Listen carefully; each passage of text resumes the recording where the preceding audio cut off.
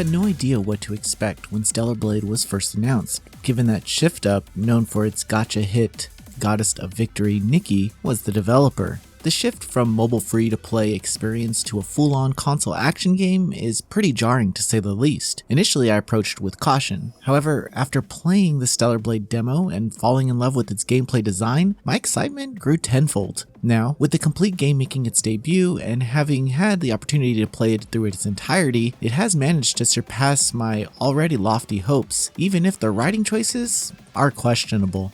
What's a drop pod doing there? It was abandoned a long time ago.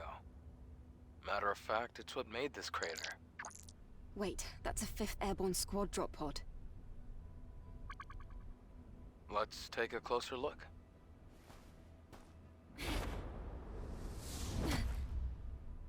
Stellar Blade takes place on Earth that has long since lost a war against the treacherous alien threat known as the Natibas. To combat these monstrosities, a colony unit was established, and it is now comprised of the protagonist Eve with a few other capable fighters. However, following a tragic mission where her and her companion Tachi part ways after encountering a unique Natiba, Eve is rescued by a lingering human survivor named Adam. This chance meeting leads to the trio becoming acquainted with another survivor, Lily, before making their way to humanity's final stronghold, Zion. Here, they come to an understanding where the wise elder Oracle, who assigns them tasks to save Earth, notably defeating the Alpha Natibas and gathering hypercells to heal Zion. The narrative of Stellar Blade is likely to receive mixed reception among players because optional material significantly enhances attachment to the cast and the world. To be blunt, I can easily imagine not caring about the unfolding events if you solely pursue the main story objectives. As someone who always strives to complete every side task to its fullest extent, this wasn't a concern, but it's undoubtedly a factor for others to consider. The primary reason why these optional tasks are so essential is that they not only inform you about the Zion's everyday citizens, but also highlight Eve's characterization. Eve becomes a rather endearing protagonist as you progress, especially as you complete side quests. Her somewhat dour yet determined outlook on life creates memorable and occasionally humorous dynamics with Zion's residents. Eve's personality also strongly contrasts with Lily's naivety and increasingly clashes with Adam's outspoken nature. The prominent cast members have plenty going for them, but you won't see them shine as much if you don't explore the optional content. Moreover, side quests and discoveries in the open world initiate thoughtful conversations that emphasize the past of the destroyed environments. One of my favorite quest lines revolves around the stationary singer Enya and her close companion Sue, as it showcases how dwindling resources have impacted daily life while illustrating the strength of the human heart's perseverance. However, not every quest chain is equally as poignant. A major critique of Stellar Blade concerns how some NPC chain quests end prematurely, lacking the necessary substance to wrap up their arcs. The most pressing example revolves around Kaya, a shop vendor in Zion who yearns for her sister's return. The conclusion presented here is half-baked, coming across as if a few scenes were missing. Regardless, Zion's compactness ensures that those who take the time to explore and get to know its handful of significant NPCs will grow fond of this community.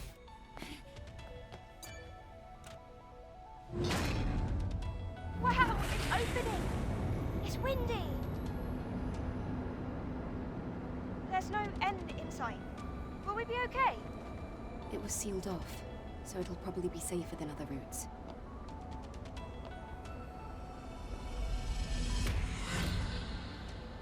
On the gameplay side, Stellar Blade is an addictive and consistently satisfying adventure. The combat system deserves acclaim, comprising limited yet meaningful player choices alongside a meticulously crafted balance of weight and agility. Eve's primary weapon is a blade, outfitted with several expected combo variations and learnable skills divided between two types, Beta and Burst. These abilities have transparent benefits that can be upgraded via a skill tree system. Additionally, there are 4 Beta and Burst skills each. Each plays into one of the title's most evident strengths, the fact that the minimal number of abilities ensures you become intimately familiar with the fullest capability of Eve's toolkit. The skill system here prioritizes quality over quantity, giving you enough tools to play around with. Each boasts considerable depth and utility, plus Eve's combat maneuvers have weight behind each swing, while still feeling swift. These design choices coalesce with continual delight across every encounter, which only becomes accentuated in the more challenging battles. Fights require you to parry and dodge incoming strikes, with color-coded nature indicating the appropriate reaction. For instance, yellow attacks can be guarded, while blue and purple moves require significant directional inputs while dodging.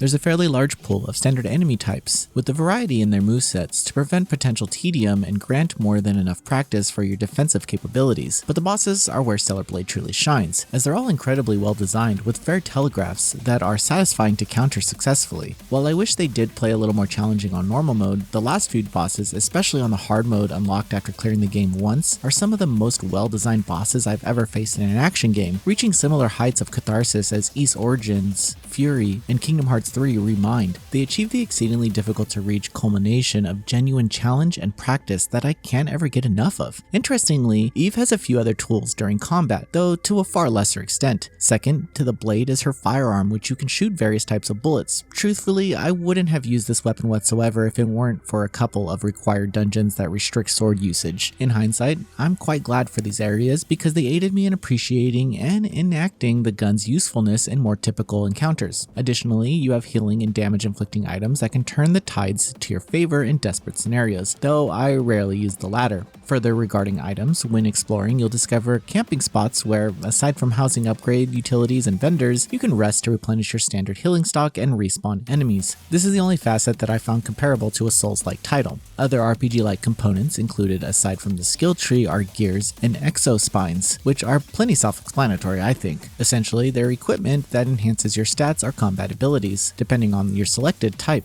Countless gears and exospines are present and primarily discovered throughout exploration. Speaking of, exploration is another area of Stellar Blade where I found myself immensely invested. A few semi-open areas exist alongside story-focused dungeons, and I was plenty surprised by how many secrets and mini-puzzles are scattered throughout the world, to the extent that I found items and spots I sincerely doubted the development team would have bothered to place them. Stellar Blade eagerly rewards the players who go for the extra mile in terms of discovery, and I never grew tired of inspecting every nook and cranny. The drone that accompanies Eve, piloted by Adam or Lily, has a scanning capability that makes finding secrets a little more straightforward of a practice. Early in the game, you may find a few cans littered in specific parts of the map. These are notable collectibles Eve grows fond of and keeps track of thanks to Lily's efforts. These cans undoubtedly take the most time to find though. It's well worth your effort since you gain gameplay upgrades and a bonus suit for doing so. Of course, these suits need no introduction. These cosmetics weren't really something I paid particular attention to in the beginning hours, but I gradually became increasingly impressed with the sheer number of outfits Eve could wear. As of the time of this writing, I haven't found them all, but there are at least 30 of them, a truly astonishing feat.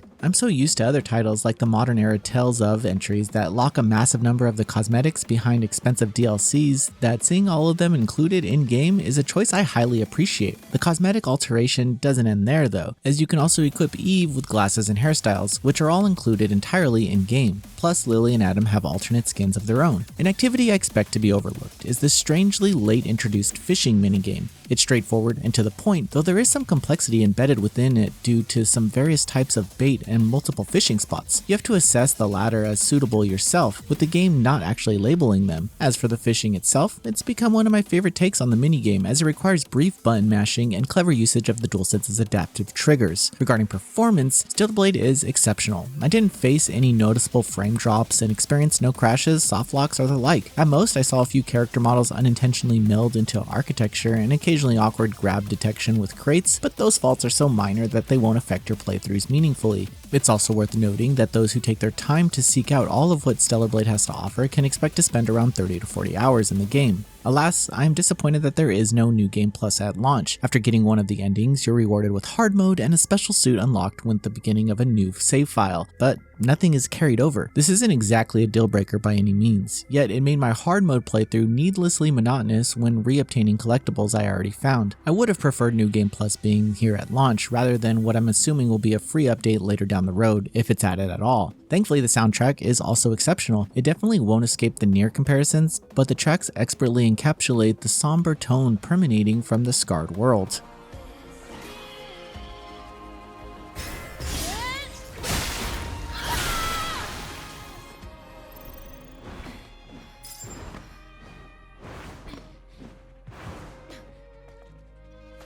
The tones of a few later battles highly benefit from particular songs, and as for the voice acting, I played with the English dub, which was directed pretty well. Granted, there is some noticeably awkwardness in a few of the deliveries, yet the main trio of Eve, Adam, and Lily do great jobs of emoting and enunciating their roles.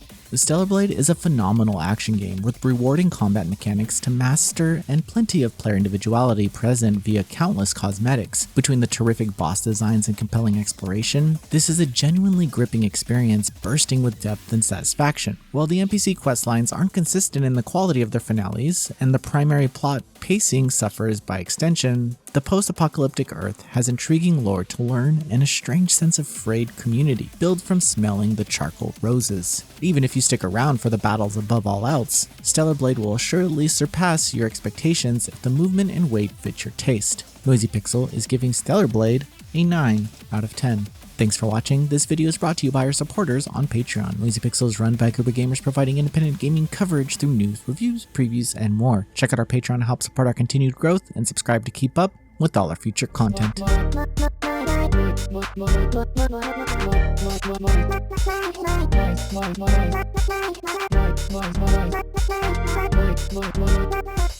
Noisy Pixel.